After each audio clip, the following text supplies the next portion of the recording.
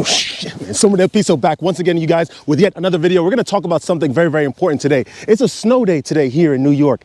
I'm in the midst of Prospect Park, a den, a neighborhood where the mindsets are prevalently against their own self-interest, right? We're going to talk about something very, very important. On the channel, at least, we're always talking about like Isaac Newton, right? We're always talking about Nikola Tesla, all these very, very intelligent people that were on the practice of semen retention, whether unwillingly or willingly. That practice lent to their very, very powerful contribution to our society, to our existence. Even to this day, we are still using the systems that Nikola Tesla has utilized and invented, albeit stolen and overutilized, to be made a profit from. Frederick Chopin, another person that practiced semen retention, this virtuoso in the ways of playing piano, whose works are unparalleled. There is no one out that's ever made works like Frederick Chopin. That's just a fact. That's just the long, the tall, the short of it. What is that? What do they all have in common in addition to their intelligence? It is the fact that they had an abundance of sexual energy. Like, comment, subscribe, guys. We're going to get right into it now. Let's go, right? What is sexual energy? How is it that we can accumulate it in our vessels to become sort of shades or shadows or perhaps the real thing, not an ersatz version of the aforementioned heroes of our society, right? So all you have to, it's very, very simple, quite simple. Get it on semen retention. Like, comment, subscribe, guys. That's the end of the video. No, honestly, that's really it. All you have to do is just practice celibacy. It is so simple. Not only that, celibacy is not just the one vehicle that will help you get to the status and the heights of genius, of virtuoso. In Frederick Chopin's case, Franz Liszt's case. I don't know if France actually practiced semen retention, but that's something I'm going to have to research. Semen retention gives, and celibacy, gives you the energy to fathom what is in your mind, what you have, what your proclivities are, your inclinations to do certain things. You need to try to utilize this extra energy. Everything in the world is energy, as we know. You have to get out of bed to go to work. You need energy to do that. A lot of people drink coffee, not because it's a very, very bland, tasteless drink, right? That's incredibly bitter.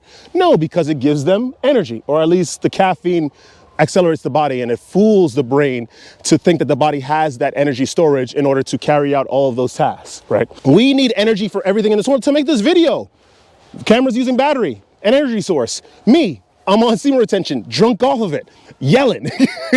That's an energy source. We all need energy. If we do not have the proper energy sources, then we are going to fall into funnels of fate that people have already made for us, i.e. working a 9-to-5, pushing pallets, doing very, very silly, monotonous tasks that don't actually contribute to your personal fulfillment or your personal well-being or your personal enlightenment. The only reason that, listen, right now in this large field, is not just the field. There are various levels of existence. There are various dimensions, right? We can't see them. We can't perceive them if we're not on semen retention. But if you gather the energy source, if you have the alternate energy sources, that sexual energy, you are definitely going to perceive, not ocularly, right? But you'll feel the other realms, and then you'll get those downloads of inspiration, and then you're going to finally get closer to your purpose, to your destiny. The higher realms of destiny, that is. It all comes down to energy. We need the energy source. The world, by design, right? In the past, right? Let's just reel it in. In the past, in various societies, there have been people, these very, very important people have led to a lot of the monumental changes to the way that we communicate as human beings. Miguel de Cervantes, he's the author of Don Quixote. He has created another word in the English lexicon. The guy's not even he's not even English. He's not even American. Jonathan Milton, with his wonderful poem, Paradise Lost, giving us a little bit of a perspective of the other side of the fall of the angels from heaven, some of the angels from heaven, Satan's side, which we really don't need, because at the end of the day, I think we should perceive things as good and evil, even though Satan had Lucifer had his own reasons for betraying God. He betrayed an almighty being that knows all and is ultimately benevolent. Why do we need to know why he did it? John Milton's work is nonetheless still very, very powerful. We have William Shakespeare. All of these guys contributed in various ways in the enlightenment and the changing of the way people thought in the various societies, right? Nowadays, that kind of thinking is very, very dangerous. We are in an age where there has never been such a parallel of concentrated power in a few degenerative, depraved human beings. These guys are very, very excited and interested in keeping our vibration low, i.e. our energy sources away from us, so we can continuously live in a perpetual paradigm, serving a whole bunch of people, policies that are not in our best self-interest, eating food that is not completely conducive to producing that energy source in the body. These guys are very, very, they're overweight, by the way. They don't go to the gym, just number one. But they're very, very interested in keeping us low due to the concealment of knowledge and the veiling of your true power, where your energy source lies as a man, right?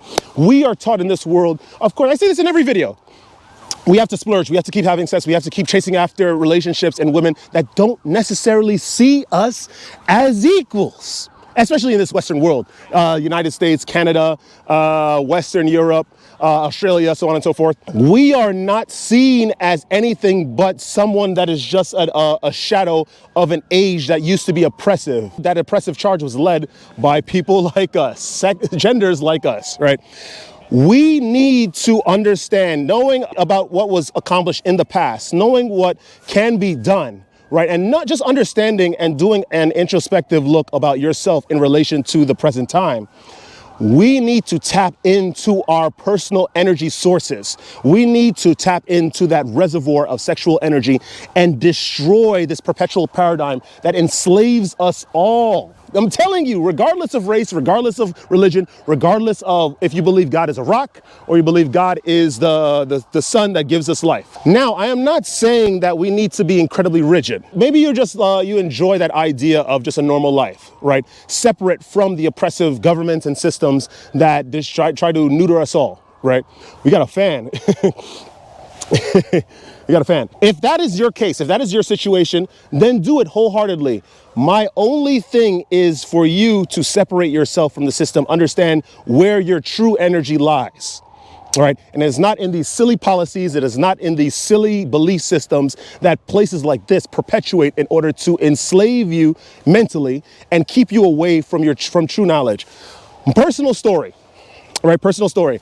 I was an individual lost, right, within the corridors of time, living the perpetual present over and over again, thinking that I'm going to get better, thinking I'm going to get to this idea of what I saw as success one day. Even though I believe what the majority believes. Mark Twain already says that's strike number one.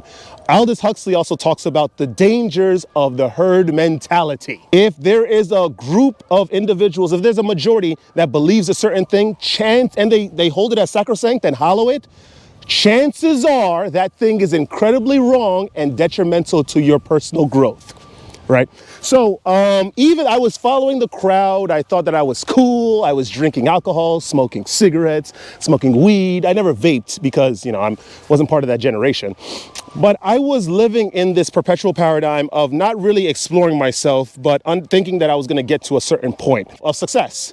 Not understanding that true success comes from within, and understanding that your sexual energy is the most powerful weapon that one can ever hold in this life, besides an AK-47, or maybe the gun enthusiast could, you know, insert an actual powerful weapon that's all around useful. You need to understand that the longer you stay separate from your sexual energy, the more you are going to stay weak and be able to be malleable and manipulated by the forces around you. We're not talking about some puppet masters. We're not talking about some hypnotists.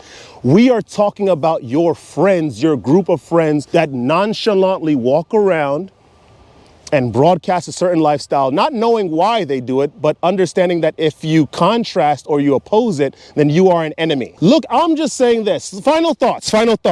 Get in touch with your sexual energy. Do an introspective look at your lives. What are you guys, do you guys have ideas? Do you remember when you were a child and you had a dream about what you would like to be when you grow up? What has changed since that point, right? Because the only thing that changes, of course, a lot of us have that desire. We have that want to be somebody, to grow, to evolve. What changes? We get old and we wax and wane in this oppressive system, and we lose energy. And then we start to, what is that? Acquiesce, right? With things that are broadcasted indirectly by the denizens of this world. And we associate ourselves with silly accolades and silly goals. And once we obtain those goals, we believe that we've made it. When they're in you, there is probably the second coming of Nikola Tesla, right? Jonathan Newton, right?